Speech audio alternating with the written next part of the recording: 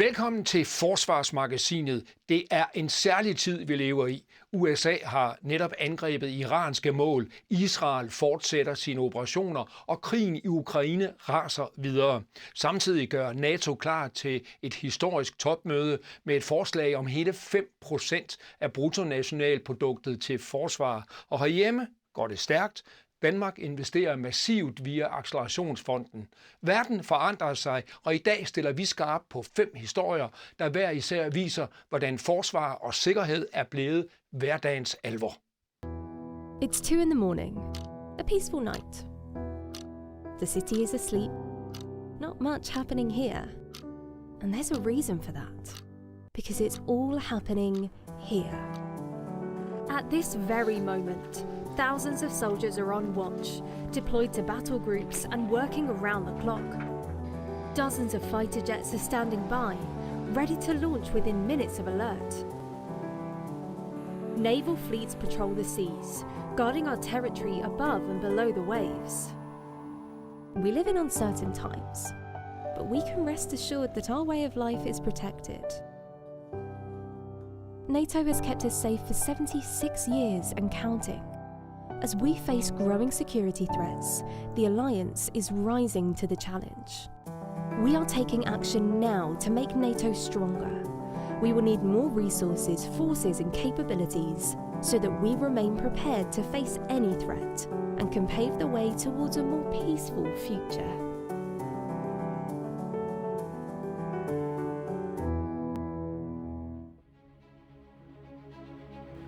I sidste program mødte vi foreningen Biler til Ukraine. De har sendt over 600 køretøjer til fronten, og de lovede at tage os med på deres næste tur. Så er Biler til Ukraine konvojen fra Sjælland ved at køre fra bord. Samtidig ser vi nærmere på USA's angreb i Iran, portugisiske jagerfly over Baltikum og en europæisk våbenfabrik i højeste gear. Men først, vi starter i Pentagon. USA's forsvarsminister Pete Hegseth og general Dan Kane holdt pressemøde den 22. juni. Her afslørede de nye detaljer om angrebet på Irans atomfaciliteter.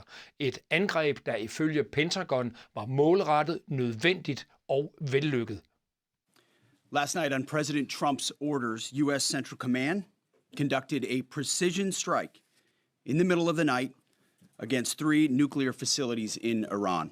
Fordo, Natanz, and Isfahan, in order to destroy or severely degrade Iran's nuclear program. And as the chairman of the Joint Chiefs will demonstrate, it was an incredible and overwhelming success. Last night on the President's orders, U.S. Central Command, under the command of General Eric Kurilla, executed Operation Midnight Hammer, a deliberate and precise strike against 3 Iranian nuclear facilities.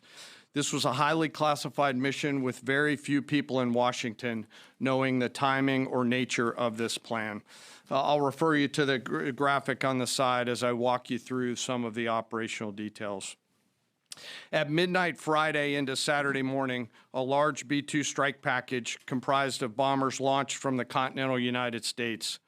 As part of the plan to maintain tactical surprise, part of the package proceeded to the west and into the Pacific as a decoy, a deception effort known only to an extremely small number of planners and key leaders here in Washington and in Tampa. The main strike package, comprised of 7 B-2 Spirit bombers, each with 2 crew members, proceeded quietly to the east with minimal communications. Throughout the 18-hour flight into the target area, the aircraft completed multiple in-flight refuelings. Once over land, the B-2s linked up with escort and support aircraft in a complex, tightly timed maneuver requiring exact synchronization across multiple platforms in a narrow piece of airspace, all done with minimal communications. This type of integration is exactly what our joint force does better than anyone else in the world.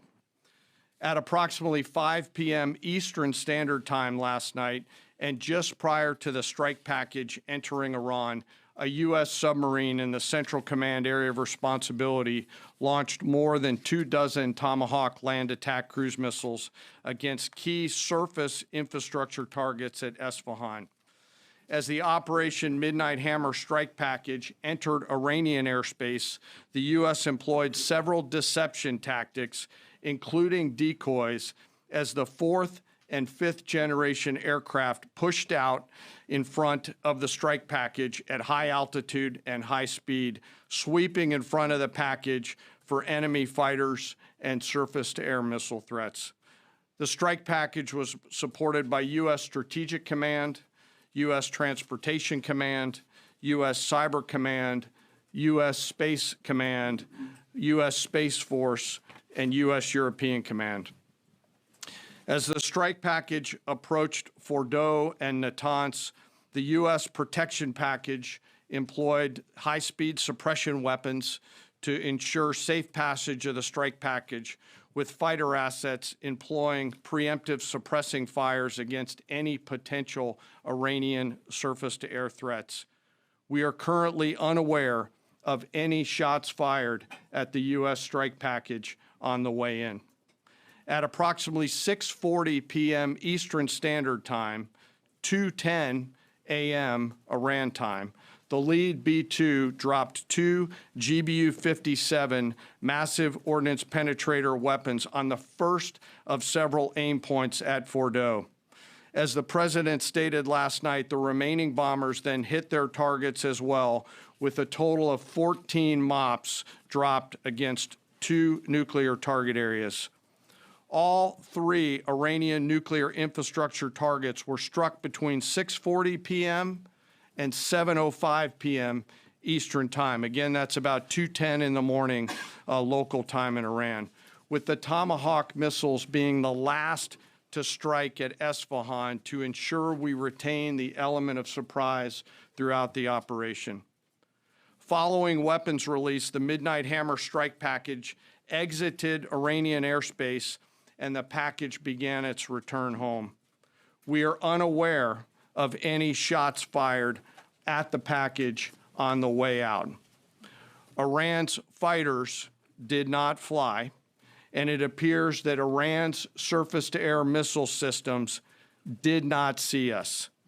Throughout the mission, we retained the element of surprise. In total, U.S. forces employed approximately 75 precision-guided weapons during this operation. This included, as the president stated last night, 14 30,000-pound GBU-57 massive ordnance penetrators, marking the first ever operational use of this weapon. I know that battle damage is of great interest. Final battle damage will take some time, but initial battle damage assessments indicate that all three sites sustained extremely severe damage and destruction. More than 125 U.S. aircraft participated in this mission, including B-2 stealth bombers, multiple flights of fourth and fifth generation fighters, dozens and dozens of air refueling tankers, a guided missile submarine, and a full array of intelligence, surveillance, and reconnaissance aircraft, as well as hundreds of maintenance and operational professionals. As the Secretary said, this was the largest B-2 operational strike in U.S. history and the second longest B-2 mission ever flown, exceeded only by those in the days following 9/11. Well prior to the strike, General Kurilla elevated force protection measures across the region, especially in Iraq, Syria, and the Gulf.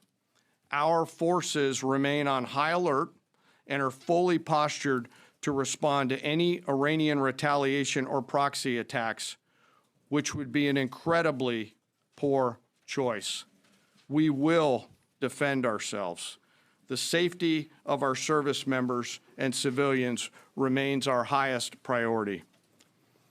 This mission demonstrates the unmatched reach, coordination, and capability of the United States military. In just a matter of weeks, this went from strategic planning to global execution.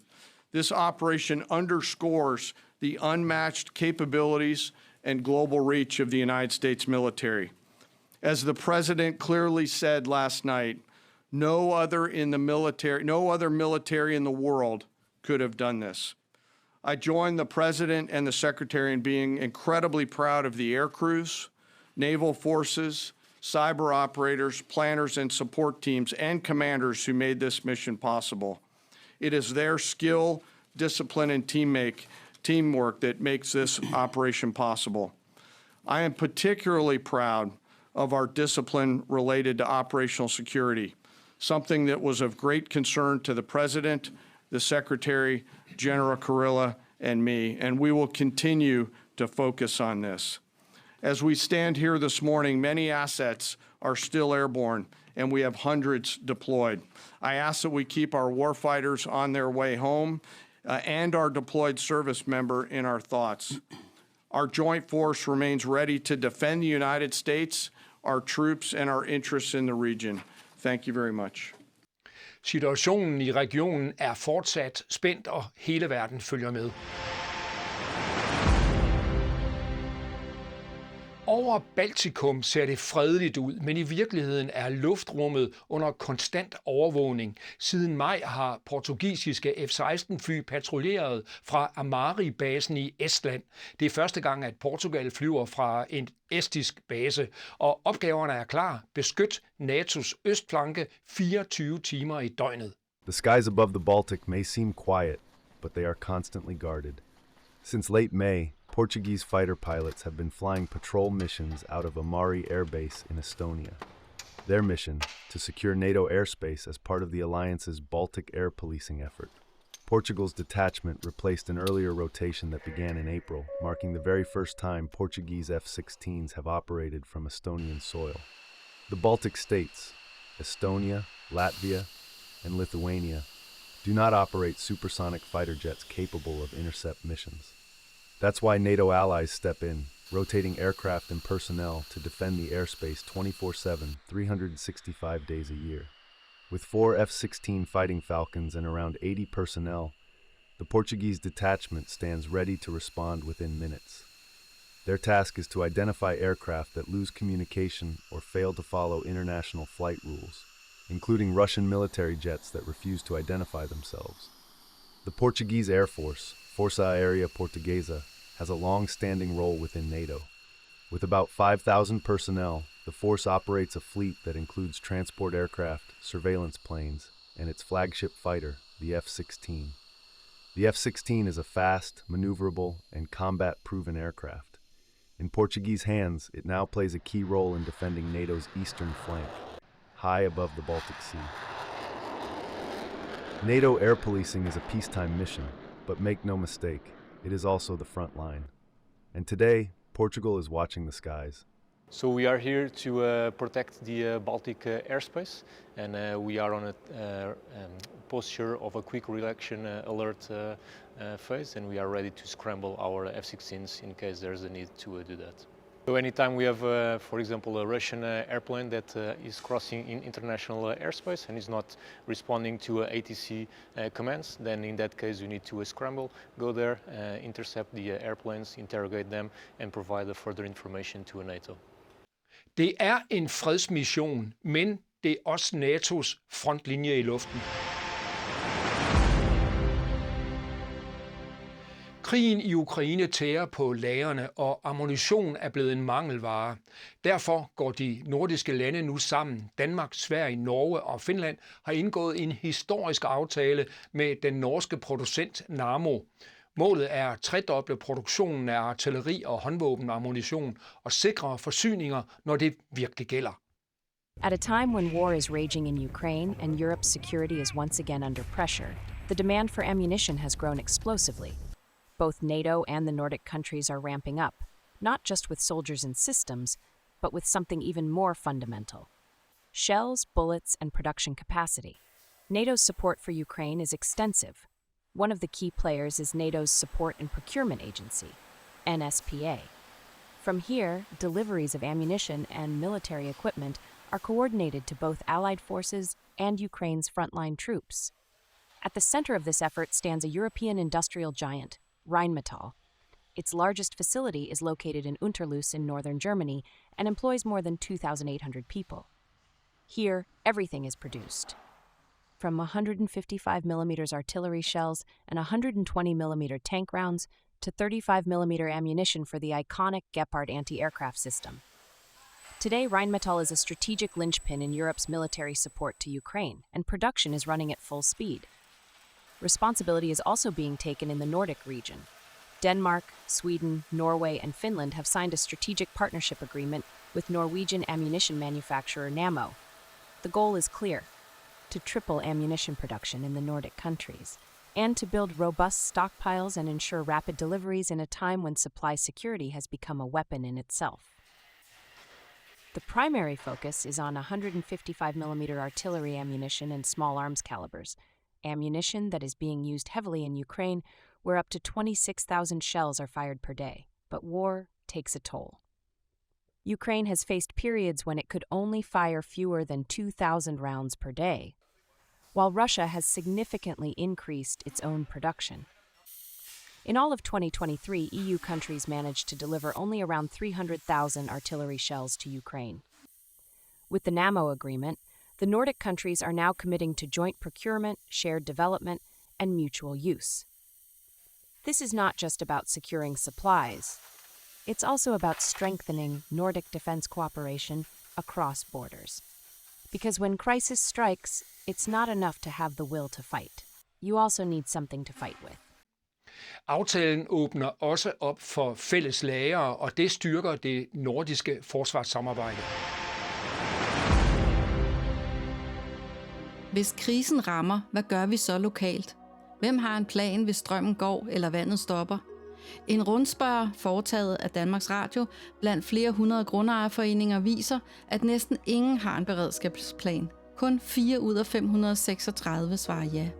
Mange steder er beredskab stadigvæk noget, man forbinder med myndigheder, ikke med hverdagen i boligområder. Men eksperter peger på, at netop lokalt kendskab og samarbejde er afgørende, når systemerne svigter. Det kan være simple ting. Hvem har nøglen til fælleshuset? Har nogen et gasblus? Og hvem tjekker til ældre naboer? Vi ved, at de mennesker, der klarer sig bedst i kriser, er dem, der kender dem, der bor tæt på. Fællesskab er ikke bare hyggeligt, det er en effektiv beredskab. Men spørgsmålet er stadig, har vi styr på det? Og nu skal vi tilbage til Ukraine. Vi skal igen møde foreningen Biler til Ukraine. De frivillige har leveret hundredvis af biler direkte til fronten, og Kasper er en af dem, der har kørt hele vejen til Kiev. Han har sendt os en opdatering fra turen. Så er Biler til Ukraine, konvojen fra Sjælland, ved at køre fra Borre. Vi har taget Scanlines fra Gæsser til Rostock. Og det er jo dejligt, fordi vi har jo så lige muligheden for at tage et lille pitstop på 2 timer, hvor vi kan proviantere med god morgenmad og alt det der. Så vi er køreklar til resten af dagen. Der er jyderne lidt mindre heldige, fordi de kører direkte fra Kolding kl. 7 om morgenen. Og vi skal bare nå færgen lidt senere. Og så kan vi stille og roligt trille mod Berlin.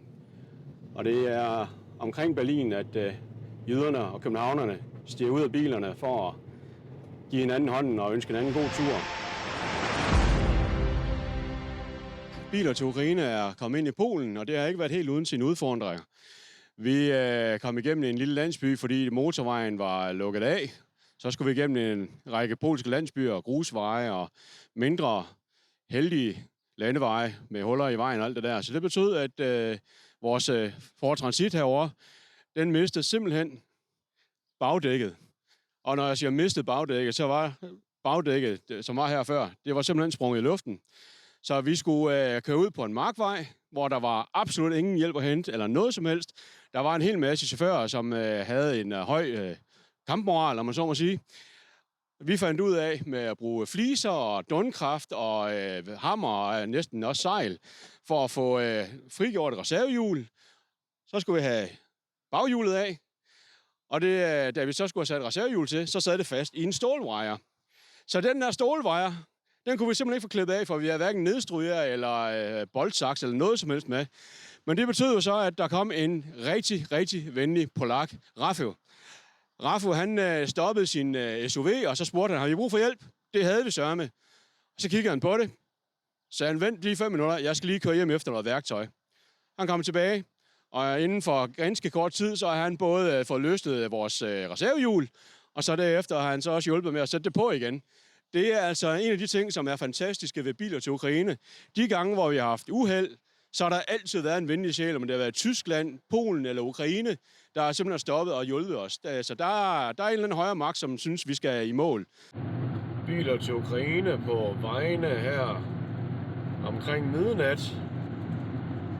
Polske motorveje er ramt af masser af arbejde. Samtidig så har vi også været lidt uheldige, at vores Ford Transit, der er punkteret tidligere på højre baghjul, nu er punkteret på venstre baghjul. Så vores konvoj er blevet splittet lidt op i 2, hvor hovedkonvojen fortsætter mod vores polske grænsehotel. Vi står til at ankomme omkring klokken 2 i nat, efter at have været på vejene siden klokken 7 i morges. Så det bliver en lang dag. Så er biler til Ukraine ankommet til den polsk-ukrainske grænse. Men her ved grænsen, der er det sådan lidt et gamble, fordi her kan man holde fast, eller sidde fast, i alt fra 2 minutter. Her ved indkørslen til det værste, jeg har oplevet, det har været 12 timer. Det I ser lige fremme, det er de røde-hvide klodser. Det er til særlige konvojer, VIP's, det er militærudstyr. Og kommer der en militærkonvoj, så bliver alle de her klodser fjernet, og hegnene bliver åbnet. Og så alle de biler, der holder her, de får at vide, at nu skal I slukke motoren, og så skal I holde jeres mobiltelefoner i ro. Ikke noget med at optage eller noget som helst. Så kommer der en VIP-konvoj med militær og politi-eskortage. Og så sidder der også nogle hemmelige betjente rundt omkring, som filmer en med infrarøde kameraer og termiske kameraer for at se, hvad man laver. Og hvis man sidder og filmer eller laver andre sjove ting, så kan man faktisk risikere at blive arresteret.